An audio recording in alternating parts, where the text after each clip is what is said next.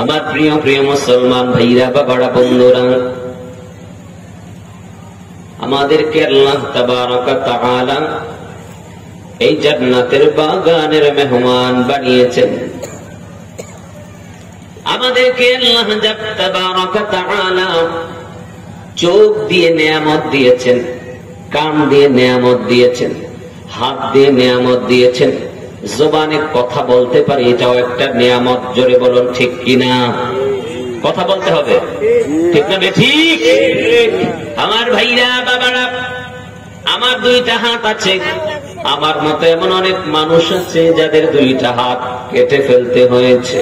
আমার মতো অনেক মানুষ আছে যাদের পাটা কেটে ফেলতে হয়েছে। আমার মতো অনেক মানুষ সমাজে আছে যারা কথা বলতে পারে না। আমার মতোই দেখতে অনেক মানুষ আছে যারা চোখে দেখতে পায় না।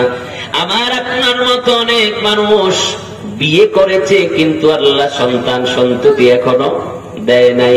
কি বলেন বাবা, আছে না নাই? জোরে বলেন, আছে না নাই? আমাকে আল্লাহ সম্পদ দিয়েছে কিন্তু আমার আপনার মতো অনেক আল্লাহর বান্দা রয়েছে, অভাবের কারণে রাত্রিবেলায় চোখের পানি ঝরে, ঘরের চালের উপর দিয়ে বৃষ্টির সময় টপ টপ করে পানি পড়ে। আমার ভাইরা, যে মহান আল্লাহ তাবারক ওয়া তাআলা আমাদেরকে এতগুলো নিয়ামত দিয়ে ধন্য করেছেন, সে মহান আল্লাহ জাল্লা জালালুহু কত বড় মহান।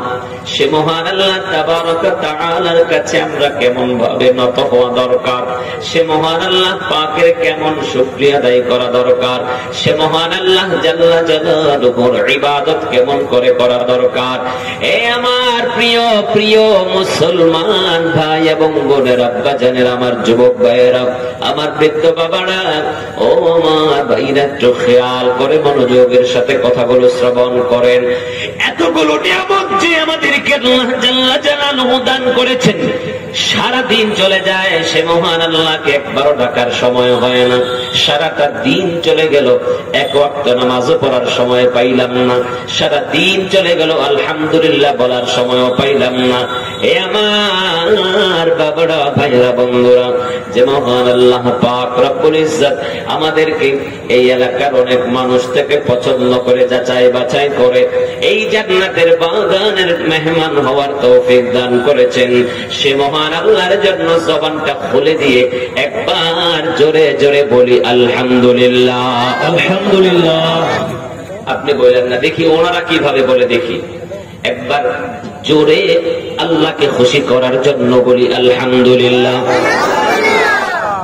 আরো জোরে বলতে পারবেন নাকি? পারবেন? আরো জোরে বলি আলহামদুলিল্লাহ। এতক্ষণে বোঝা যায় যে জলসায় মানুষ সকল আছে। কি বলেন? বেশমার দরুদ ও সালাম আল্লাহর প্যারা নবী, নূর নবী হযরত মুহাম্মদ মুস্তাফা সাল্লাল্লাহু তাআলা আলাইহি ওয়াসাল্লামের উপর জবানটা খুলে উঁচু আওয়াজে বলি আমিন। আরো জোরে আমিন। আল্লাহ পাক জাল্লা জালালুহু কোরআনে পাকে বলেছেন, ইয়া আইয়ুহাল্লাযীনা আমানু সাল্লু আলাইহি ওয়া সাল্লিমু তাসলিমা। ওহে যারা ঈমান এনেছো, ঈমান আনার পরে তোমরা আমার নবীর উপরে দরুদ এবং সালাম প্রেরণ করো। আমার ভাইরা, বাবারা, বন্ধুরা, আল্লাহ এখানে শর্ত আরোপ করেন নাই যে বসে পড়বা, না দাঁড়িয়ে পড়বা, না শুয়ে পড়বা, না হেঁটে পড়বা। আল্লাহ তাবারক ওয়া তাআলা বলেছেন দরুদ এবং সালাম পড়ো, এটা আমি আল্লাহর আদেশ। সুতরাং পবিত্র অবস্থায় যে কোনো ভাবে আমরা দরুদ শরীফ পড়ব, আমরা যে কোনো ভাবে দরুদ শরীফ পড়লেই আদায় হয়ে যাবে। জোরে বলুন সুবহানাল্লাহ। আমার ভাইরা, বাবারা, আমরা যদি মনে করি না বসে বসে পড়া যাবে না, এটাও ভুল ধারণা। যদি কেউ মনে করে দাঁড়িয়ে পড়া যাবে না, ভুল ধারণা। যদি বলে কেউ হেঁটে হেঁটে পড়া যাবে না, ভুল ধারণা। আল্লাহ বলছে, না জায়গার গায়েব করেছি, না হেঁটে পড়তে পারবে এটার শর্ত করেছি, না বসে পড়তে পারবে এটার শর্ত করেছি।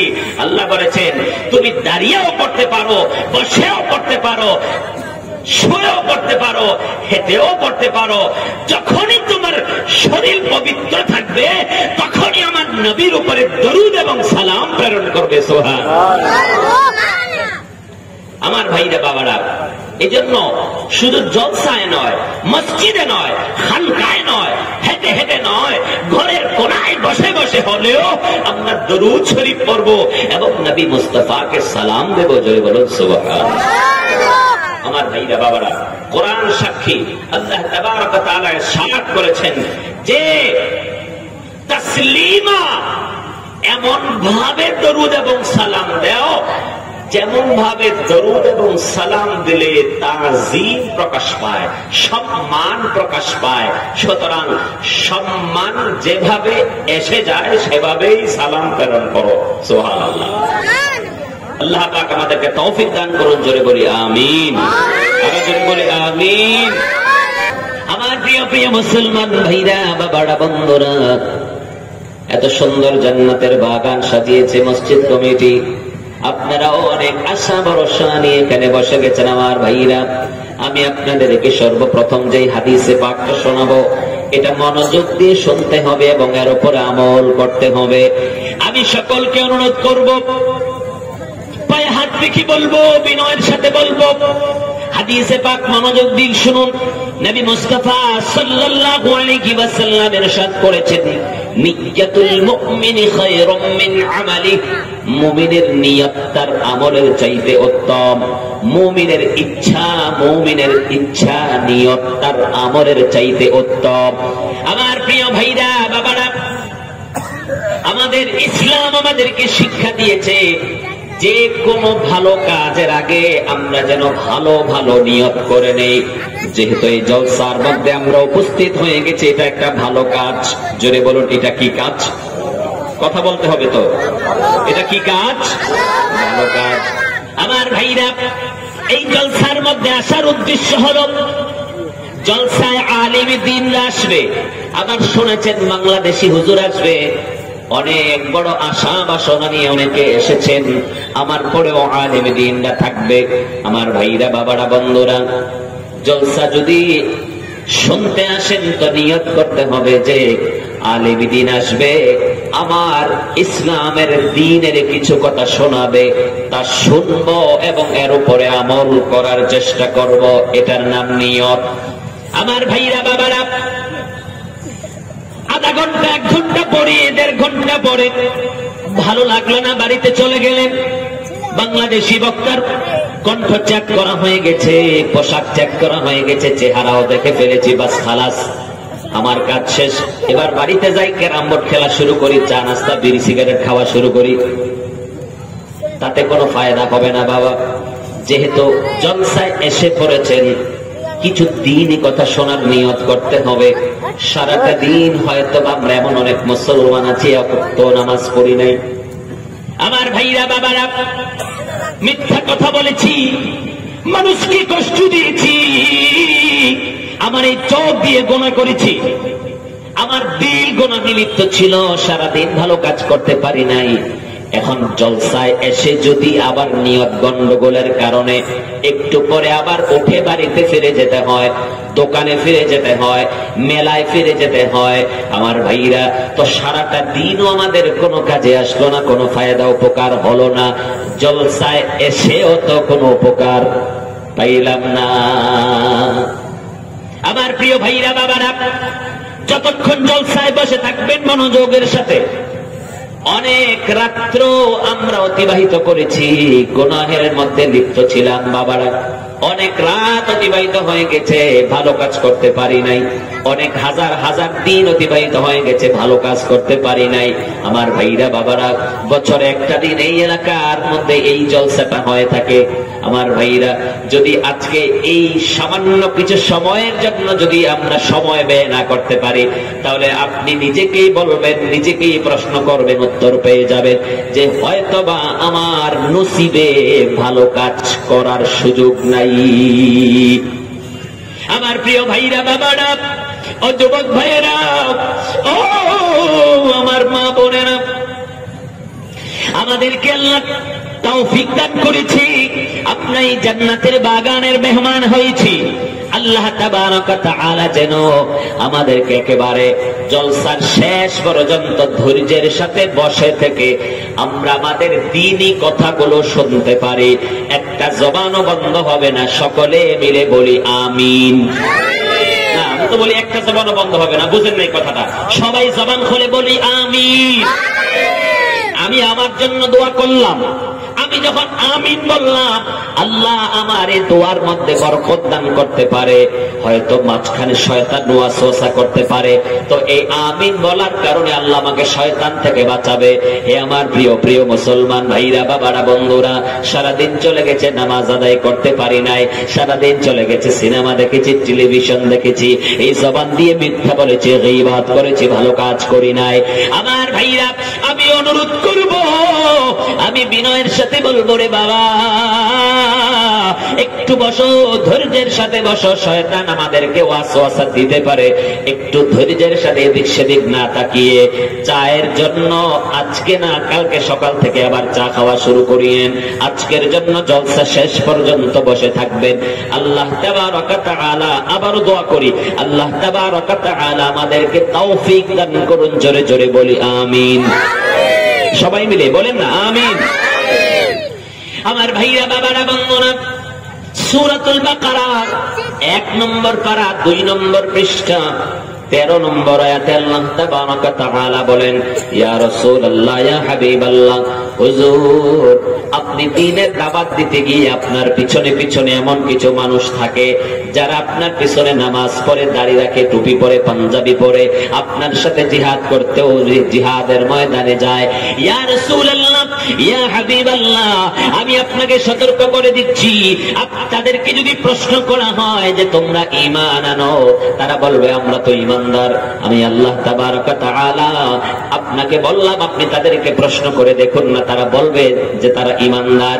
তারা আবার উত্তর দিবে যে আমরা কি ওই নির্বোধ পাগলদের মতো ঈমান আনবো নাকি? নবীর সাহাবীরা আমার নবীকে পাগলের মতো মহব্বত করত, আমার নবীর সাহাবীরা নবীজিকে রক্ত বিলিয়ে দিয়ে মহব্বত করত, আমার নবীজির প্রস্রাব মুবারককে তাজিম করত, আমার নবীজির থুতু মুবারককে তাজিম করত, আমার নবীজির চুল মুবারককে তাজিম করত, আমার নবীজির ঘাম মুবারককে তাজিম করত, আমার নবীজির নখ মুবারককে তাজিম করত। এমনকি নবী মুস্তাফার পায়খানা মুবারক কখনো জমিনের উপরে ছিল না। নবী মুস্তাফা যখন পায়খানা করতেন মাটি ফাঁক হয়ে যেত, নবী মুস্তাফার পায়খানা মুবারক মাটি গিলে ফেলতো। বলেন সুবহানাল্লাহ। আমরা এখন দেখি, তাই না, আরব দেশে স্বর্ণ পাওয়া যায়, স্বর্ণের খনি, তাই না? ফুরাত নদীতে কিয়ামতের আগে স্বর্ণের পাহাড় তৈরি হবে, হাদিসে পাকে আছে। ওই স্বর্ণের পাহাড় নিয়ে যুদ্ধ হবে, এই যুদ্ধের মধ্যে অধিকাংশ মানুষ মারা যাবে। আমরা দেখতে পাই এই আরব দেশে তো স্বর্ণের খনি থেকে আসলো, এই আরব দেশে তো তেলের খনি থেকে আসলো। শোনো, যেই দেশে আমার নবী মুস্তাফা প্রস্রাব এবং পায়খানা মুবারক করেছে, যেই মাটি নবী মুস্তাফার পায়খানা প্রস্রাব গিলেছে, ওই জমিনের নিচ থেকে আল্লাহ তাবারক ওয়া তাআলা স্বর্ণ এবং তেলের খনি দান করে দিয়েছে। তো যেই নবীর নূর, যে নবী মুস্তাফার জিসমে আনোয়ার নূরের তৈরি, সেই নবীর প্রস্রাব এবং পায়খানা মুবারকও আল্লাহ নূর বানিয়ে দিয়েছে। বলেন সুবহানাল্লাহ। ইমামে কাজী আয়াত শিফা শরীফে, ফতোয়ায়ে শামিতে, বিভিন্ন কিতাবে ফুকাহায়ে কেরাম এনেছেন নবী মুস্তাফার প্রস্রাব এবং পায়খানা মুবারক পবিত্র ছিল। বলেন সুবহানাল্লাহ। কিন্তু সাহাবায়ে কেরামের আদর্শ ছিল যে নবী মুস্তাফার সাথে সম্পৃক্ত সংশ্লিষ্ট সকল কিছুকে তাজিম করা। তো আল্লাহ বলতেছি, ইয়া রাসূলুল্লাহ, খাঁটি ঈমানদার এবং মুনাফিক আপনি চিনবেন কিভাবে? যারা খাঁটি ঈমানদার সাহাবী, তারা আপনার থুতু মুবারককে তাজিম করবে, তারা আপনার প্রস্রাব মুবারককে তাজিম করবে, তারা আপনার নখ মুবারক থেকে বরকত হাসিলের চেষ্টা করবে, তারা আপনার খাদ্য মুবারক থেকে বরকত হাসিলের চেষ্টা করবে। এর বাইরে যারা তারা মুনাফিক হবে। জোরে বলুন সুবহানাল্লাহ। আল্লাহ বলেছেন وَإِذَا قِيلَ لَهُمْ آمِنُوا كَمَا آمَنَ النَّاسُ قَالُوا أَنُؤْمِنُ كَمَا آمَنَ السُّفَهَاءُ أَلَا إِنَّهُمْ هُمُ السُّفَهَاءُ وَلَكِنْ لَا يَعْلَمُونَ জোরে বলুন সুবহানাল্লাহ। আল্লাহ বলেছেন হাবিব وَإِذَا قِيلَ لَهُمْ যখন তাদেরকে প্রশ্ন করা হয় যে তোমরা আমিনু ঈমান আনো, আমিনু ঈমান আনো, তখন তারা বলে ক্বালু আনুমিনু কামা আমানাস সুফাহা, আমরা ওই পাগল নির্বোধের মতো ঈমান আনবো নাকি? সুফাহা শব্দের অর্থ হলো নির্বোধ। কোরআন শোনাচ্ছি, মনোযোগ দিয়ে শুনতে হবে, এদিক সেদিক তাকানো যাবে না। আমার ভাইরা বাবারা, মুনাফিক সম্প্রদায় উত্তর দেয় আমরা কি ওই নির্বোধের মতো ঈমান আনবো নাকি? ওই পাগলদের মতো ঈমান আনবো নাকি? আল্লাহ বলছেন আলা, শুনছো নাকি? ইন্নাহুম হুমুস সুফাহা, যারা আমার নবীর সাহাবীদেরকে নির্বোধ পাগল বলতেছে, শুনছো? আমি আল্লাহ তাদেরকেই পাগল বলে ঘোষণা করলাম। ওয়ালাকিন লা ইয়ালামুন, এটা বরং তারা জানে না, তারা যে নির্বোধ হয়ে আছে। আমার ভাইরা বাবারা,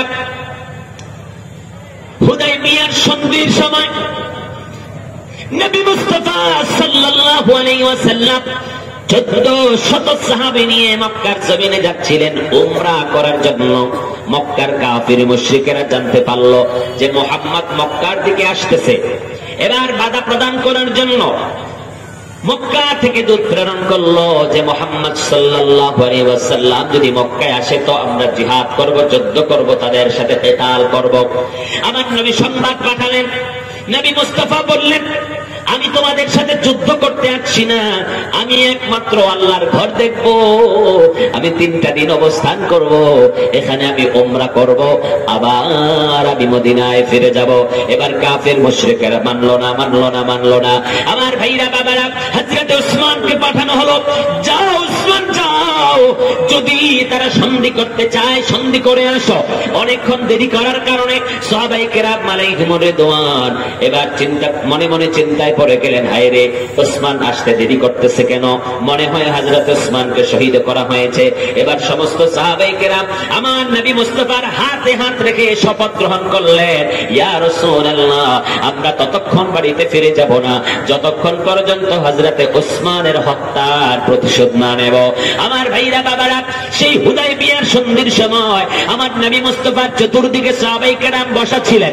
আমার ভাইরা বাবারা, বন্ধুরা, নবী মুস্তাফা সাল্লাল্লাহু আলাইহি ওয়াসাল্লাম ডান দিকে থুতু ফেলেন, সাহাবায়ে কেরাম হাত পাতেন, বাম দিকে থুতু ফেলেন, সাহাবায়ে কেরাম হাত পাতেন। আমার নবী মুস্তাফা নাকের ময়লা ফেলেন, সাহাবায়ে কেরাম হাত পাতেন। আমার ভাইরা বাবারা, আমার নবীজির থুতু এবং নাকের ময়লা, নাক মুবারকের সেই পানিগুলো হাতে নিয়ে নিয়ে সাহাবায়ে কেরাম আলাইহিমুর রিদওয়ান চেহারা এবং গায়ে মালিশ করে দিতে। মুনাফিক দূর থেকে দেখে দেখে বলে, এটা কি করছে? নবীর থুতু মুবারক খাচ্ছে, নবীর নাকের ময়লা খাচ্ছে।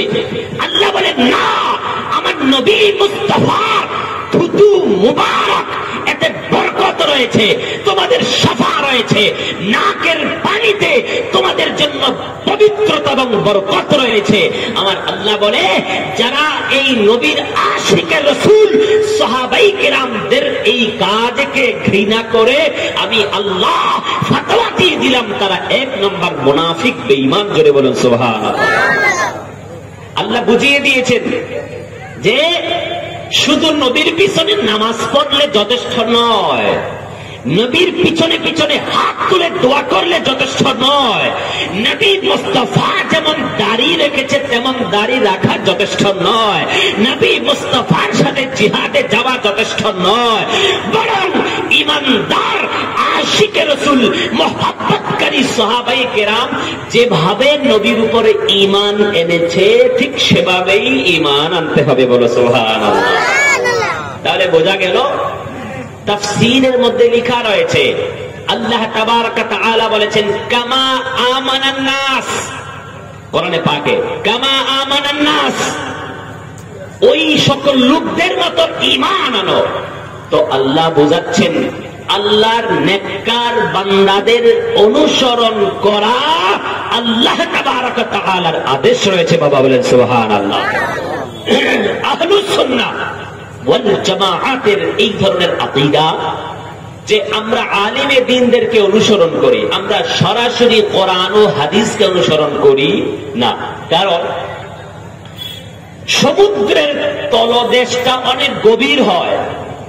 আমি যদি আপনার হাতে 1 লাখ টাকা দিয়ে বলি বাবা 1 লাখ টাকা তোমাকে দিলাম, আরো 1 লাখ টাকা তোমাকে দিব, সমুদ্রের তলদেশ থেকে আমাকে কিছু হীরা মণি মুক্তা এনে দাও, কেউ কি রাজি হবে?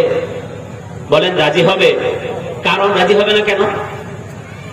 রাজি হবে না এই কারণে যাকে 1 লাখ টাকা দেওয়া হয়েছে আর 1 লাখ টাকা দেওয়ার লোভ দেখানো হয়েছে, সে এই বিষয়ে পারদর্শী না, এই বিষয়ে অভিজ্ঞশীল নয়, সে ওখান পর্যন্ত পৌঁছতে পারবে না, তার ওই পর্যন্ত পৌঁছার শক্তি এবং ক্ষমতা নাই। একটা উদাহরণ, নাম্বার 2, বহরমপুর চলে যান। কতটুকু দূর এখান থেকে? 14 কিলোমিটার। ওখানে ডাক্তারি চিকিৎসার বই পাওয়া যাবে। লালবাগ চলে যান, ডাক্তারি চিকিৎসার বই পাওয়া যাবে। কলকাতা চলে যান, ডাক্তারি চিকিৎসার বই পাওয়া যাবে। বেঙ্গালুর চলে যান, ভেলুর চলে যান। চিকিৎসা বিজ্ঞানী অনেক উন্নত করেছে, বই পুস্তক বাজারে ছেড়ে দিয়েছে। তো ইংরেজি পড়তে পারে, তো বই কিনে নিয়ে আসো, 1 গাদা বই কিনে নিয়ে আসো, ঘরের ভিতরে বই শুধু মুখস্থ করতে থাকো, আর সাইনবোর্ড একখান লাগাই দাও, আমি ডাক্তার। আপনার কাছে কোনো রোগী আসবে? কথা বলেন। ঘরের ভিতরে যারা বই মুখস্থ করে ডাক্তার হয়েছে তাদের কাছে কোন রোগী আসবে?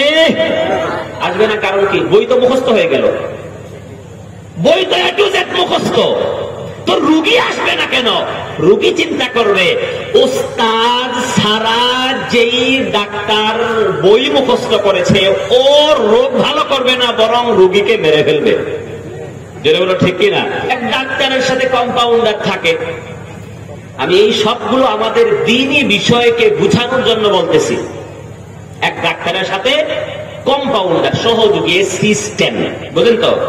তো পিছনে পিছনে আগায় চাগায় দেয়, কলম টলম খাতা টাতা দেয়, মাঝে মাঝে আবার প্রেসক্রিপশন, এটা লেখো এটা লেখো, আচ্ছা ঠিক আছে। তো 2-3 বছর থাকার পরে আমি তো অনেক কিছু শিখে ফেলছি, আমি একটা ফার্মেসি খুলে বসি, একটা পেট খুলে দিল, অমুক ডাক্তার অমুক সময় মানে খুলে দিল। আচ্ছা, তো কোনো মতে জ্বর ঠান্ডা কাশির চিকিৎসাটা করতেই পারে, আমরাও তো করতে পারি। কিছুদিন পরে এক রোগী আসছে, বলে ডাক্তার সাহেব আমার গলা ফুলে বালিশ। তাই নাকি? তাই নাকি? আসেন আসেন আসেন। ওই কম্পাউন্ডার একবার দেখছিল তার ডাক্তারে গেছে হাতির চিকিৎসা করতে। কার চিকিৎসা করতে? কথা বলে না। হাতি চিনের? হাতি, হাতির চিকিৎসা করতে গেছে। তো হাতি তো আবার আস্ত কলা গাছ চাবায়, আস্ত তরমুজ গিলে ফেলে, তাই না? তো আস্ত তরমুজ গিলতে গিয়ে চাবাইতে পারে নাই, গলায় গেছে আটকাইয়া। গলায় আটকাই যাওয়ার কারণে গলা গেছে ফুইল্লা। তো ডাক্তার তো অভিজ্ঞ ডাক্তার, ডাক্তার খুব ভালো করে দেখে শুনে পরীক্ষা করে, একেবারে ভালো করে দেখে শুনে দেখতেছে আসলে। জিজ্ঞাসা করলো কি খাওয়াইছো? বলে হুজুর কয়েকখান তরমুজ খাওয়াইলেছি, 4-5টা তরমুজ। ও আচ্ছা। তো অভিজ্ঞ ডাক্তার বুঝে গেছে যে কোন একটা তরমুজ এটা ভাঙ্গে না, এটা আস্ত গলায় আটকায় গেছে, এই জন্য গলা ফুলে গেছে। তো ডাক্তার তো অভিজ্ঞ, বুঝে গেছে। ডাক্তার কি করলো? একটা পাথর আনো। আল্লাহ স্যার, পাথর দিয়ে আপনি কি করেন? আনো পাথর। আমার হাতি মারেন না কিন্তু। আরে হাতি মারবো না, হাতিরে চিন্তা করতেছি, পাথর আনো তাড়াতাড়ি। তো পাথর আইন না, যেখানে ওই হাতির যেখানে তরমুজ আটকাইছে ওখানে দিছে এক আঘাত, বাড়ি দিছে। তো তরমুজ ফেটে গেছে, হাতি তো গিলে ফেলছে তরমুজ, হাতি সুস্থ হয়ে দাঁড়ায় গেছে। কম্পাউন্ডারে কয় বাবা, ফাটাফাটি একখান চিকিৎসা পাইলাম তো, সুন্দর একখান। ওই যে আমার সারে বিরাট বড় এক হাতিরে সুস্থ করে ফেলছিল, গলা ফুললে বালিশ পাথর দিয়ে বাড়ি মারছে, হাতি দেখি সুস্থ হয়ে দাঁড়ায় গেছে। তো এইটাই করতে হইব, এইটাই করতে হইব। আচ্ছা তো কি করো, একটা ছোট ছোট একটা পাথর নিয়ে আসো। তো পাথর দিয়ে কি করবেন স্যার? নিয়ে আসো, চিকিৎসা করতে আছে। তো মাশাআল্লাহ এই পাথর আনছে, গলার মধ্যে দিছে এক আঘাত। এই গলায় যখন আঘাত দিল তখন রুগী গেছে বইরা। স্যার আপনি কি করলেন? আমি করছি না, আমার স্যারে আমারে শিখাইছে। কে শিখাইছে? আমার স্যারে আমারে শিখাইছে। আপনার কি শিখাইলো? হাতির গলা যখন ফুল ছিল তখন পাথর দিয়ে বাড়ি মারছে, তো হাতি দেখি সুস্থ হয়ে গেল, তো এই জন্য আমি এটাকে ওইভাবে করলাম। সর্বনাশ করলেন, আমার পেটটা তো মরে গেছে। জোরে বলেন না নাউজুবিল্লাহ। এক কম্পাউন্ডার, সে আসলে মূলত পরিপূর্ণ ডাক্তার হয় নাই, তাকে কোন ইউনিভার্সিটি থেকে বা কোন মেডিকেল কলেজ থেকে সার্টিফিকেট দেয় নাই, বিধায় চিকিৎসা করতে গিয়া ভুল করে মানুষ মেরে ফেলছে। জোরে বলুন ঠিক কিনা? সুতরাং এই কোরআন ও হাদিসকে অনুসরণ যদি সাধারণ মানুষ করতে যায়, তো একটা আয়াতের সাথে আরেকটা আয়াতের যে দ্বন্দ্ব লেগে আছে, এর কারণে কুফরি করে বসবে। একটা হাদিসের সাথে আরেকটা হাদিসের যে দ্বন্দ্ব লেগে আছে, এর কারণে কুফরি করে বসবে। একটা হাদিসের হুকুম যে রহিত হয়ে গেছে, ওই রহিত হাদিসকে আমল করতে গিয়া জাহান্নামী হয়ে যাবে। এই জন্য আমাদের মাযহাবের ইমামগণ কোরআন ও হাদিসকে রিসার্চ করে করে, গবেষণা করে করে একটা রাস্তা তৈরি করে দিয়েছে। আমরা যেই রাস্তার উপরে চলতেছি তার নাম হানাফি মাযহাব। বলে সুবহানাল্লাহ। আমাদের রাস্তার নামটা কি বাবা বলো? হানাফি মাযহাব। কেউ কেউ বলতে চায় যে ইমাম আযম আবু হানিফা সারা জীবন ফিকহ শাস্ত্র নিয়ে গবেষণা করেছে, হাদিস কোরআন কিছু জানতো না। তো বেয়াকুফ কোথাকার! কোরআন ও হাদিসের গান না থাকলে ফিকার গান আসলো কোত্থেকে? কোরআন ও হাদিসের গান যাদের রয়েছে তাদের মধ্যেই ফিকার গান রয়েছে। জোরে বলুন সুবহানাল্লাহ। একটা সুন্দর একটা ইমাম, আমাদের মাযহাবের যিনি ইমাম, ওনার একটা ঘটনা শোনাই দেই। তাইলে আমাদের মাযহাব, আমরা কোন মাযহাবের, আমরা কোন ইমামকে অনুসরণ করি, তার গান, প্রজ্ঞা, হিকমত, কৌশল, তার বিদ্যা, তার বিলায়াত, তার ইলমে লাদুনি আল্লাহ কি দান করেছেন, তো আমরা বুঝে যাব। এক নাস্তিক প্রকৃতি পূজারী, প্রকৃতি পূজারী চিনেন তো? নাস্তিক যারা আল্লাহকে মানে না, সৃষ্টি জগৎকে অটোমেটিক চলে বলে বিশ্বাস করে, তাদেরকে কি বলা হয়?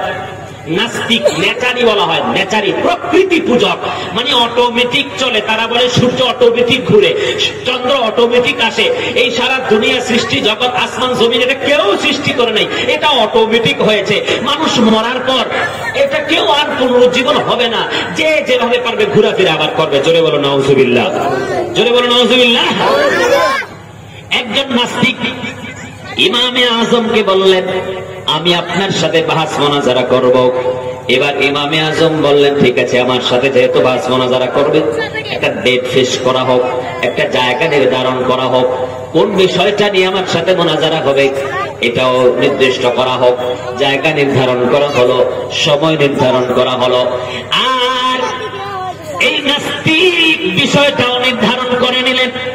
সময় মতো হাজার হাজার মানুষ ওখানে উপস্থিত হয়ে গেলেন।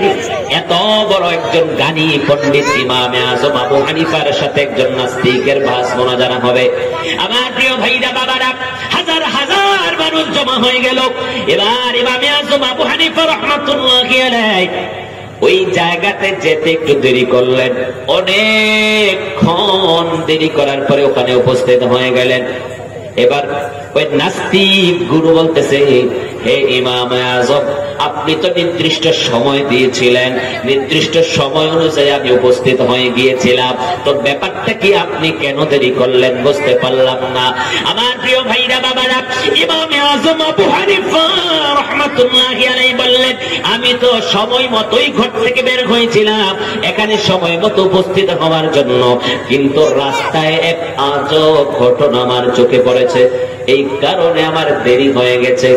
আজব ঘটনাটা সেটা একটু শোনায় দেন, যেই কারণে আপনি দেরি করে ফেললেন। এবার ইমামে আযম আবু হানিফা রাহমাতুল্লাহি আলাইহি বলতে লাগলেন, আমি যখন নদী পার হওয়ার জন্য নদীর পারে আসলাম, তখন দেখতে পেলাম নদীর মধ্যে কোনো নৌকা নাই। আমি দেখতে পেলাম আমার চোখের সামনে অটোমেটিক একটা গাছ কেটে পড়ে গেল। কথা কি বুঝতে অসুবিধা হচ্ছে? আমার সামনে একটা গাছ কেটে গেল, অটোমেটিক ওই গাছটা অটোমেটিক তক্তা হয়ে গেল। ওই তক্তাগুলো অটোমেটিক নৌকা তৈরি হয়ে গেল। ওই নৌকাটা অটোমেটিক, কেউ ধরা লাগে নাই, ছোঁয়া লাগে নাই, অটোমেটিক নৌকাটা নদীতে পড়ে গেল। আর আমি ওই নৌকার মধ্যে উঠে গেলাম। নৌকা মাঝি ছাড়া আমাকে এই পারে পার করাই দিল। তো আমি এই তামাশা দেখতে দেখতে দেরি হয়ে গেল। আচ্ছা, এবার নাস্তিক বলে, অট্টহাসি দিয়ে বলে, হায় হায় হায় হায় ইমামে আযম, আপনি তো এত বড় পণ্ডিত, আপনি এত বড় ইমাম, আপনি এত বড় জ্ঞানের অধিকারী, আপনি একটা ঘটনা আমাকে শোনাইলেন, এটা হাস্যকর একটা ঘটনা। কোন একটা গাছ কি মানুষের সহযোগিতা ছাড়া, কোন করাত ছাড়া অটোমেটিক কেটে পড়তে পারে? আবার আপনি বলতেছেন যে ওই গাছটা অটোমেটিক তক্তা হয়ে গেছে, এটা কিভাবে সম্ভব? আবার আপনি বলতেছেন অটোমেটিক সেটা নৌকা তৈরি হয়ে গেছে, এটা কিভাবে সম্ভব? আবার আপনি বলতেছেন অটোমেটিক নৌকা নদীতে পড়ে গিয়ে আপনাকে মাঝি ছাড়া পার করে দিছে। এই ধরনের একটা অবাস্তব ঘটনা আপনি দেখলেন, এটা তো মিথ্যা কথা আপনি বলতেছেন, এটা কখনো হতে পারে না। এবার ইমামে আযম বলেন, আমার মুনাজারা এখানেই শেষ। ইমামে আযম বলেছেন, নাস্তিক, আমি তো মাত্র একটা গাছের কাহিনী তোমাকে শোনাইলাম, যেই গাছটা অটোমেটিক কাটা হয়ে যায় তোমার মাথায় ধরতেছে না, অটোমেটিক তক্তা হয়ে যায় তোমার মাথায় ধরতেছে না, অটোমেটিক নৌকা হয়ে যায় তোমার মাথায় ধরতেছে না, অটোমেটিক নৌকা ওই পার থেকে এই পারে মাঝি ছাড়া আমাকে পার করে দিল। এটাকে তুমি অবাস্তব মনে করতেছো। কেন অবাস্তব হবে? তুমি তো আজকে আমার সাথে বাহাস মুনাজারা করতে বসেছো যে আসমান, এত বড় আসমানের সৃষ্টিকর্তা কেউ নাই, এটা অটোমেটিক হয়েছে। সুবহানাল্লাহ বলবেন নাকি? বলে দিতে হবে, বলে দিতে হবে না? সুবহানাল্লাহ বলবেন না? হায় হায় মুসলমান, বলতেছি তুমি তো আমার সাথে বাহাস মুনাজারা করতে এসেছো। এত বড় আসমানকে কেউ বানায় নাই, এত বড় সূর্যকে কেউ তৈরি করে নাই। এই সূর্য সকাল থেকে সন্ধ্যা পর্যন্ত আমাদেরকে আলো দেয়, আবার সন্ধ্যার সময় ডুবে যায়। এত বড় চন্দ্র, এটা আবার রাত্রিবেলা সুন্দর করে উঠে আমাদেরকে আলো দেয়। এই যে তরুলতা গাছপালা দেখা যায়, এত সুন্দর তরতাজা সবুজ সবুজ গাছপালা গুলো আমাদেরকে দেখায়। আমরা তাদের থেকে উপকার নেই, তাদেরকে দেখে দেখে আমরা উপকার হয়, তাদের থেকে আমরা অক্সিজেন নেই। এই সমস্ত কিছু তোমার আকীদা অনুযায়ী কেউ তৈরি করে নাই, অটোমেটিক হয়েছে। ইমামে আযম বলে, আমি তো মাত্র একটা গাছের কাহিনী তোমাকে শোনাইলাম, তুমি আশ্চর্য হয়ে গেছো। এবার তুমি বলো, আসমান ও জমিনটা যে চলতেছে, এটার কোন সৃষ্টিকর্তা দরকার আছে না নাই? এবার তিনি বললেন, হায় হায়, তওবা করলাম, মাপ চাই, ক্ষমা করেন, মাপ চাই, ক্ষমা করেন। আমি বুঝতে চেয়েছিলাম যে আপনি হয়তো আমার সাথে দলিল দিয়ে কথা বলবেন, কিন্তু আসলে আপনার কাছে এমন এমন হিকমত এবং কৌশল রয়েছে যা এই জমানার মধ্যে আমি কারো কাছে পাই নাই। সুবহানাল্লাহ। মুসলমান হয়ে গেলেন, কলেমা পড়ে ইসলাম গ্রহণ করলেন, জোরে বলুন সুবহানাল্লাহ। আমার প্রিয় ভাইরা বাবারা, এমন একটি মাযহাবে আমরা রয়েছি আমার ভাইরা বাবারা। এই জন্য কেউ যদি কোন পূর্বপুরুষের তাফসীর থেকে অনুসরণ না করে নতুন করে মন গড়া কোন তাফসীর লিখতে চায়, তো আমাদের নবী মুস্তাফা জানে রহমত বলেছেন, মিশকাতের হাদিস, নবী মুস্তাফা বলেছেন, মান ক্বারা ফিল কুরআনি বিরাইহি ফাআসাবা ফাকাদ আখতা, আও কামা ক্বালা আলাইহিস সালাতু ওয়াস সালাম। কেউ যদি মন গড়া কোরআন তেলাওয়াত করতে চায়, কোরআন তাফসীর করতে চায়, যদি তার এই তাফসীরটা সঠিক হয়, তবুও সেটা বেঠিক হিসাবে সাব্যস্ত হবে। কারণ ঐতিহ্যের অনুসরণ না করার কারণে, পূর্বেকার তাফসীরের অনুসরণ না করার কারণে, পূর্বেকার আলেমের অনুসরণ না করার কারণে, পূর্বেকার আলেমের ওস্তাদের ছাত্র না হওয়ার কারণে তুমি তোমার গান দিয়ে যদিও কোরআনটাকে তাফসীর করতে পেরেছ, কিন্তু না না না, এই তোমার এই মন গড়া তাফসীর মানা হবে না। পূর্বপুরুষদের থেকে তাফসীর শুনে শুনে পড়ে পড়ে বুঝে বুঝে তাফসীর লিখতে হবে। বলেন সুবহানাল্লাহ। আমার ভাইরা, বাবারা, বন্ধুরা, এজন্য আল্লাহ তাবারক ওয়া তাআলা সূরাতুল ফাতিহা, বলেন তো সূরাতুল ফাতিহার প্রথম আয়াত কোনটা? সূরাতুল ফাতিহার প্রথম আয়াত কোনটা জিজ্ঞাসা করেছি। দেখছেন কি পাবলিক? একজন দুইজন। হ্যাঁ, আমার ভাইরা, বাবারা, বন্ধুরা, ও আমার ভাইরা, আমরা মুসলমান, আমাদের ধর্ম ইসলাম, আমাদের ধর্মগ্রন্থের নাম কোরআন। কথা বলো, আমাদের ধর্মগ্রন্থের নাম কোরআন, সর্বশ্রেষ্ঠ আমাদের ধর্মগ্রন্থ। ও বাবা, খাওয়ার জন্য আর তামাশা করার জন্য, ঘুমানোর জন্য আল্লাহ আমাদেরকে দুনিয়ায় পাঠান নাই। আল্লাহ আমাদেরকে পাঠিয়েছেন ইবাদত করার জন্য।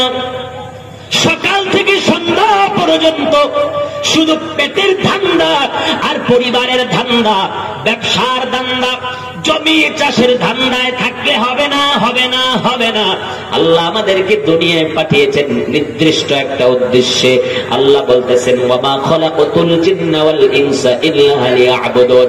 হে আমার বান্দারা, আমি তোমাদেরকে একমাত্র আমার ইবাদতের জন্যই সৃষ্টি করেছি। বলেন সুবহানাল্লাহ। কিন্তু সকাল থেকে সন্ধ্যা পর্যন্ত, সকালে ঘুম থেকে ওঠে, নামাজ তো পড়ে না, এবার দোকানে গিয়ে চা খাওয়া শুরু, গপ্প সপ্প শুরু, একটু পরে এসে লুঙ্গিটাকে গোসলেন দিয়া জমিতে মাঠে চলে গিয়া বাস ওখানে সারাদিন চলে গেল। আবার বিকালে আইসা গোসল টোসল বানাইয়া ভাত খাবার শেষ হয়ে গেল, বিড়ি একখান আছে পকেট থেকে বার করে ধোঁয়া খাইতে খাইতে খাইতে খাইতে আবার দোকানে আড্ডা চলছে, রাত 9টা পর্যন্ত আড্ডা চলছে। আড্ডা শেষ তো আবার ঘুম, সকালবেলা আবার আগের যেই দিন পরের সেই দিন। কি কথাগুলো সত্য না মিথ্যা বলেন? সত্য বললাম না নাকি? আরে মুসলমান, হে মুসলমান, সচেতন হও। আমরা মুসলমান, আমাদের ধর্ম ইসলাম, আমাদের নবী মুহাম্মদুর রাসূলুল্লাহ সাল্লাল্লাহু আলাইহি ওয়াসাল্লাম, আমাদের কিছু দায়িত্ব কর্তব্য আছে। 40-50 বছর হয়ে গেছে, এখনো সূরা ফাতিহা শুদ্ধ করে শিখতে পারো নাই রে বাবা। তুমি যে সংসারের জন্য কষ্ট করছো, যে জমিতে তুমি দিনের পর দিন কষ্ট করে যাচ্ছ, যে ব্যবসার জন্য তুমি সময় ব্যয় করে যাচ্ছ রে বাবা, ও বাবা, কোনদিন কি এই ধরনের চিন্তা করেছো আমি যেদিন মরে যাব দুনিয়ার সব বাহানা খতম হয়ে যাবে, দুনিয়ার সব শেষ, দুনিয়ার সব ক্ষমতা, দুনিয়ার টাকা পয়সা, মাঠের কাজ, দোকানের কাজ, ব্যবসার কাজ, চাকরির কাজ, ঘরের কাজ সব বন্ধ হয়ে যাবে? কোনদিন এই চিন্তা করো নাই রে মুসলমান বাবা? ও বাবা, আমি মুসলমান, আমাদেরকে আল্লাহ ইবাদত করার জন্য পাঠিয়েছে। আমরা কিন্তু কবরে গিয়ে হিসাব দিতে হবে। ও বাবা, দুনিয়ার জমিনে কেউ যদি পরীক্ষার জন্য প্রস্তুতি নিতে হয়, আগামী দিন যদি কারো পরীক্ষা থাকে, আজকে রাত্রিতে ঘুমটার হবে না, ভালো করে খাওয়া দাওয়াও হবে না। আবার দেখবেন সকালবেলা ফজরের আজান দিতেই ঘুম ভেঙে গেছে। আজকে কিন্তু ওযু বানাইয়া তাড়াতাড়ি সবার আগে আগে মসজিদে যায়। কথা বুঝেন নাই? মানে বুঝেন নাই? পরীক্ষার দিন কিন্তু চোখে ঘুম হয় না। আরে মুসলমান, আজকে যদি মরে যাই, কালকে আমার কবরের পরীক্ষা সামনে। এ মুসলমান, একটু সচেতন হও, একটু খেয়াল করো, খেয়াল করো। নামাজগুলো কাজা হয়ে যাচ্ছে, হারাম কাজে লিপ্ত রয়েছিলে বাবা, একটু মেহেরবানি করে সচেতন হও।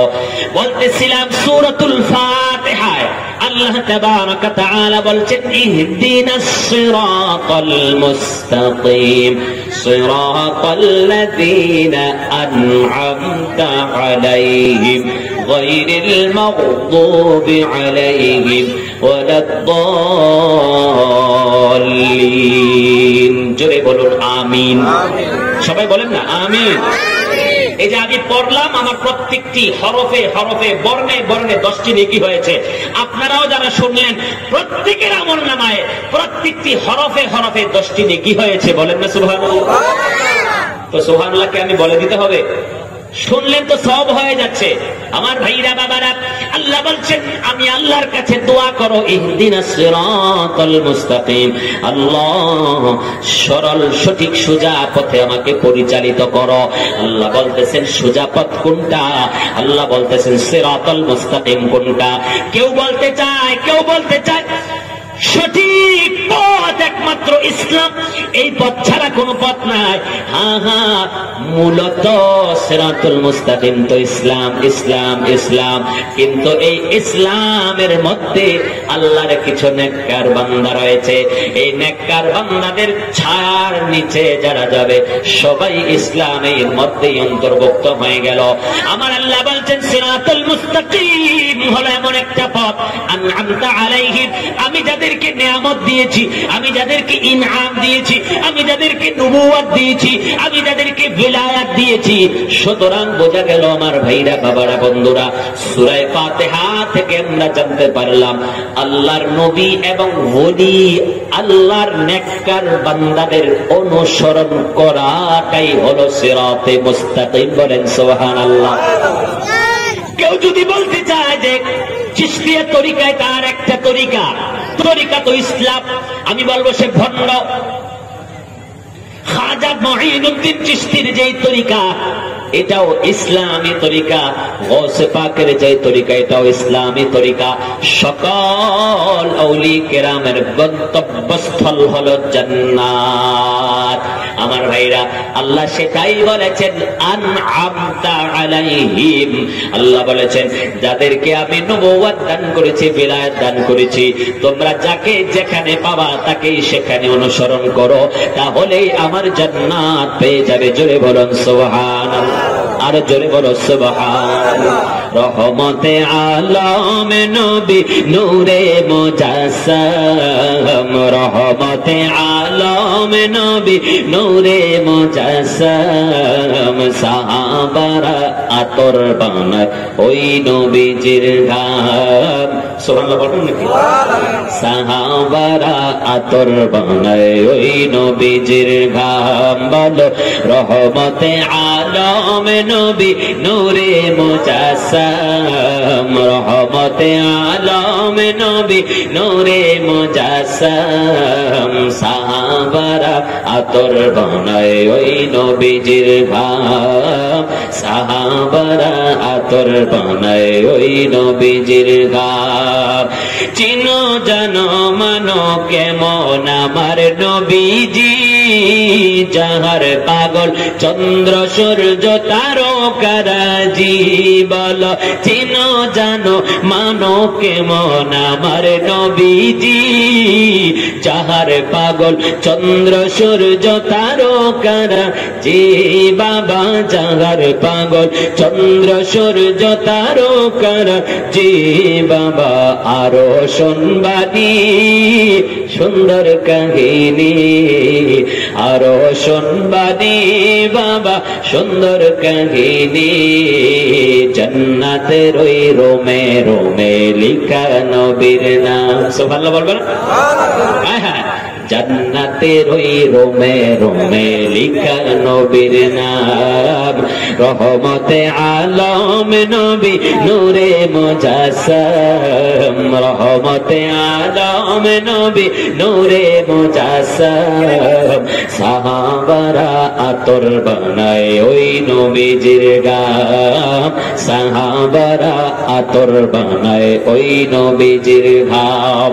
আমার ভাইরা বাবারা, নবীর সাহাবীদের মধ্যে যদি কারো বিয়ের অনুষ্ঠান হতো তো আমার নবী মুস্তাফার কাছে এসে বলতো, ইয়া রাসূলুল্লাহ, আমার বেটা অথবা আমার বেটির বিয়ে অনুষ্ঠান হয়েছে। আমার ভাইরা বাবারা, আমার নবী মুস্তাফা বলতেন একটা শিশি নিয়ে আসো। নবী মুস্তাফা শিশি আনার পর নিজের শরীর মোবারক থেকে এক শিশি ঘাম মোবারক দিয়ে বলতেন, যাও এটা আমার পক্ষ থেকে তোমার জন্য গিফট উপহার। বলেন সুবহানাল্লাহ। বিয়ের মধ্যে ওই নবীর ঘাম মোবারক যখন লাগানো হতো তখন আশেপাশের মানুষেরা বলতো এটা তো আতরওয়ালার ঘর। বলেন সুবহানাল্লাহ। এত সুন্দর, এত সুঘ্রাণ আতর কোথায় পাইলা? প্রশ্ন করা মানে বলতো আমরা নবীর দরবারে গিয়েছিলাম, আমার নবী মুস্তাফা আমাদেরকে হাদিয়া দিয়েছে, এক শিশি ঘাম মোবারক দিয়েছে, যেই ঘাম মোবারক লাগানোর কারণে আমাদের পুরো বাড়িতে মেশক আম্বরের সুঘ্রাণ বয়ে যাচ্ছে। সুবহানাল্লাহ। এজন্যই বলা হচ্ছে সাহাবারা আতর বানায় ওই নবীজির ঘাম, সাহাবারা আতর বানায় ওই নবীজির ঘাম। উস্তুনে হান্নানা একটা খেজুর গাছের নাম, যাকে ধরে খুতবা দিতেন রাসূল আকরাম। সুবহানাল্লাহ বলো। হায় হায় হায়। উস্তুনে হান্নানা একটা খেজুর গাছের নাম, যাকে ধরে খুতবা দিতেন রাসূল আকরাম। বাবা যাকে ধরে খুতবা দিতেন রাসূল আকরাম, গাছটা নবীর বিরহে কাঁদিতে রহে, নবীর বিরহে গাছ কাঁদিতে রহে। হতবাক হইতেন যত সাহাবায়ে কেরাম। সুবহানাল্লাহ বলো না। একটা খেজুর গাছ মসজিদে নববীতে মিম্বার যখন ছিল না, তখন আমার ভাইরা, আমার নবী মুস্তাফা জানে রহমত, মিম্বার তখন তৈরি হয় নাই। নবী মুস্তাফা একটা খেজুর গাছে হেলান দিয়ে দিল, সাহাবায়ে কেরামদেরকে ওয়াজ শোনাতেন, আলোচনা শোনাতেন, বয়ান শোনাতেন। আমার ভাইরা বাবারা, আমার নবী মুস্তাফা যখন ইন্তেকাল করেছে, সাহাবায়ে কেরাম আলাইহিমুর রিদওয়ান দেখতে পাচ্ছে ওই মরা খেজুর গাছ আমার নবীর বিরহে কান্না করতেছে। বলেন সুবহানাল্লাহ। আমার ভাইরা বাবারা বন্ধুরা, সাহাবায়ে কিরাম আশ্চর্য হয়ে গেলেন। আরে কান্নার জন্য তো মানুষ হওয়া প্রয়োজন, কান্নার জন্য তো জান থাকা প্রয়োজন, কান্নার জন্য তো দিল থাকা প্রয়োজন, কান্না করার জন্য তো চোখ থাকা দরকার, চোখের পানি থাকা দরকার। এমনকি মহাব্বত ওই খেজুর গাছের মধ্যে রয়ে গেল যে আমার নবীর বিরহে ওই খেজুর গাছ পর্যন্ত কান্না করে। জয় বলুন সুবহানাল্লাহ। উস্তুনে হান্নানা একটা খেজুর গাছের নাম, যাকে ধরে খুতবা দিতেন রাসূল আকরাম। বাবা যাকে ধরে খুতবা দিতেন রাসূল আকরাম, গাছটা নবীর বিরহে কাঁদিতে রহে, নবীর বিরহে গাছ কাঁদিতে রহে। হতবাক হইতেন যত সাহাবায়ে কেরাম। সুবহানাল্লাহ বলো। হতবাক হইতেন যত সাহাবায়ে কেরাম। বলো রহমতে আলম নবী নূরে মুজাসসাম, রহমতে আলম নবী নূরে সাহাবারা আতর বানায় ওই নবীজির ঘাম, সাহাবারা আতর বানায় ওই নবীজির ঘাম। আল্লাহর হাবিব সাল্লাল্লাহু আলাইহি ওয়াসাল্লাম ইরশাদ করেছেন, হে আমার সাহাবায়ে কেরাম আলাইহিমুর রিদওয়ান, তোমরা কি তোমাদের মালকে বেশি পছন্দ করো না তোমাদের উত্তরাধিকারীদের মালকে বেশি পছন্দ করো? তো নবীর সাহাবীরা বলে, হুজুর এমনকি কেউ আছে নাকি নিজের মাল থেকে উত্তরাধিকারীদের মালকে বেশি পছন্দ করবে? আমার নবীজি বলেন, যেই মাল দুনিয়ায় থাকতে খরচ করে যাবে এটা তোমার। আমি কি কথা বুঝাতে পারলাম নাকি? আমি কি বুঝাতে পারলাম সবাইকে? হে মুসলমান, মনোযোগ দিয়ে শুনুন। আমার নবী মুস্তাফা জানে রহমত সাল্লাল্লাহু আলাইহি ওয়াসাল্লাম বলেন, হে আমার সাহাবায়ে কেরাম, দুনিয়ার জমিনে জিন্দা অবস্থায় যা কিছু ব্যয় করে যাবা, তুমি লাখপতি ছিলা, তুমি কোটিপতি ছিলা, তোমার বাড়িতে বিল্ডিং ছিল, তোমার অ্যাকাউন্টে অনেক টাকা, তোমার চাকরি অনেক বড় ছিল, তুমি অনেক বেশি টাকা বেতন পাইতা, কিন্তু দুনিয়ার জমিনে তুমি ধোঁকায় পড়েছিলা, দুনিয়ার মাল পেয়ে তুমি অন্ধ হয়েছিলা, মনে মনে চিন্তা করেছো, হায় রে 10,000 টাকা যদি দিয়ে দেই আমার অ্যাকাউন্ট থেকে 10,000 টাকা কমে যাবে, আমি তো গরিব হয়ে যাব, আমি তো গরিব হয়ে যাব। আমার ভাইরা, বাবারা, বন্ধুরা, আমার প্রিয় প্রিয় ভাইরা, ও বাবারা, আমার নবী মুস্তাফা জানে রহমত বলতেছে, রে আমার সাহাবায়ে কেরাম, দুনিয়ার জমিনে বেঁচে থেকে যা আল্লাহর রাস্তায় দিয়ে যাবা, ব্যয় করে যাবা, এটাই তোমার থেকে যাবে। কিয়ামতের ময়দানে তোমার দান করার সওয়াবটা তুমি পেয়ে যাবা। আর দুনিয়ার জমিনে তুমি মাঠে জমি রেখে এসেছো, তোমার ব্যাংকে তুমি টাকা রেখে এসেছো, তোমার বিল্ডিং তুমি রেখে এসেছো, লক্ষ লক্ষ টাকা, হাজার হাজার টাকা তুমি রেখে এসেছো, এটা কিন্তু তোমার না, তোমার না, তোমার না। এই যে সম্পদ রেখে এসেছো এটা তোমাদের উত্তরাধিকারীদের মাল, তারা তোমার সম্পদকে ছিন্ন বিচ্ছিন্ন করবে, ভাগাভাগি করবে, ভাগাভাগি করবে। আরে মুসলমান বুদ্ধিমান, ও আমার ভাইরা, বাবারা, আমি মাল উপার্জন করেছি, আমার সম্পদ রয়েছে, কেন আমার জন্য আমি ব্যয় করব না রে? আমার প্রিয় ভাইরা, বাবারা, ও বন্ধুরা, কোরআনে পাকে হযরত মূসা কালিমুল্লাহ আলা নবিয়িনা ওয়া আলাইহিস সালাতু ওয়াস সালাম কে আল্লাহ তাবারক ওয়া তাআলা বললেন, হে মূসা, আমি তোমাকে নবুয়ত দান করেছি, কিন্তু আরেকজন সঙ্গীর সুহবত অর্জন করতে হবে, তার নাম খিজির। জোরে বলুন সুবহানাল্লাহ। একজন নবী, একজন পয়গম্বর, তাকে আল্লাহ বলছেন আরেকজন আমার বন্ধু আছে, তার সুহবত অর্জন করো, বলো সুবহানাল্লাহ। তো বোঝা গেল একজন নবী যদি আরেকজন নেককার বান্দার সুহবত অর্জন করতে পারে, আর সেটা সূরাতুল কাহফ 15 নম্বর পারাতে আল্লাহ সেটা দিয়ে দিয়েছে, পুরো ঘটনা রয়েছে।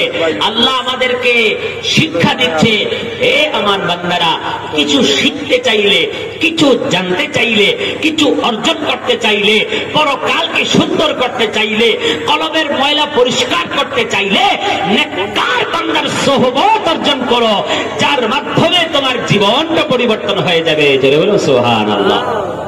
আমার ভাইরা, বাবারা, বন্ধুরা, মাওলানা হযরত মূসা কালিমুল্লাহ তার খাদিমকে নিয়ে চললেন, বললেন, খাদিম, আমরা চলতে থাকবো, চলতে থাকবো, চলতে থাকবো, দুইটা সমুদ্র যখন দেখবো একসাথে মিলিত হয়ে গেছে, একটার পানি আরেকটার সাথে মিলে না, একটা লোনা পানি আর একটা মিঠা পানি, বাইনাল মাজমা বাইনাল বাহরাইন, যখনই দেখবো দুইটা সমুদ্র একসাথে মিলিত হয়ে গেছে, তখনই আমরা ওখানে থেমে যাব, আমরা ওখানে ওই আল্লাহর বান্দাকে পেয়ে যাব। হযরত মূসা কালিমুল্লাহ বললেন, হে ইউশা ইবনে নুন, ওনার খাদিমের নাম ছিল ইউশা ইবনে নুন, বললেন, দুইটা সমুদ্র যেখানে মিলিত হয়ে যাবে, আমরা ওখানে ওই আল্লাহর বান্দাকে পেয়ে যাব, হযরত খিজিরকে পেয়ে যাব। একটা মাছ নিয়েছিলেন ভুনা করে ওটা খাওয়ার জন্য, আদেশ হয়েছিল ওই মাছটা যেখানে চলে যাবে, ওই গাঠুরির ভিতর থেকে মাছটা যখন সমুদ্রে পড়ে যাবে, ওই জায়গার মধ্যে হযরত খিজিরের সাথে দেখা হয়ে যাবে। আমার ভাইরা, বাবারা, হযরত মূসা কালিমুল্লাহ ওনার খাদিমকে নিয়ে ওই জায়গার মধ্যে ঘুমিয়েছিলেন। ঘুমন্ত অবস্থায় মাছটা পড়ে গিয়েছিল। ঘুম থেকে উঠে মাছের সংবাদ বলে গেলেন, মাছ কি গাটুরিতে আছে না নাই ভুলে গেলেন। সামনের দিকে চলতে লাগলেন। এটা কোরআন শরীফে হুবহু রয়েছে। আমার ভাইরা, সূরাতুল কাহফ পড়লে এটা পেয়ে যাবে, কোরআন শরীফ থেকে বলছি। আমার ভাইরা, একটু সামনে গিয়ে বললেন, হে আমার খাদিম, মাছ কোথায়? হাত দিয়ে দেখেন মাছ তো নাই। আরে, তোমাকে না বললাম যেখানে মাছটা সমুদ্রে পড়ে যাবে ওই জায়গার মধ্যেই আমাদের আল্লাহর ওই বান্দার সাথে দিদার হয়ে যাবে। আমার ভাইরা পিছন দিকে চলে আসলেন।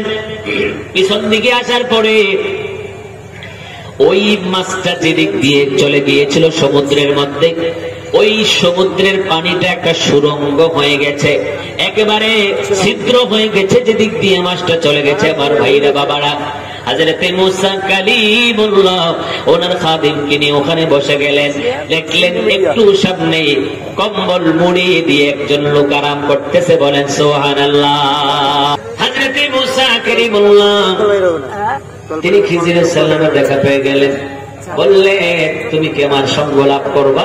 বলে হ্যাঁ হ্যাঁ। বলে আমার সঙ্গে চলতে হলে তুমি ধৈর্য ধারণ করতে পারবে না? বললে পারবো। হুজুর পারবো না?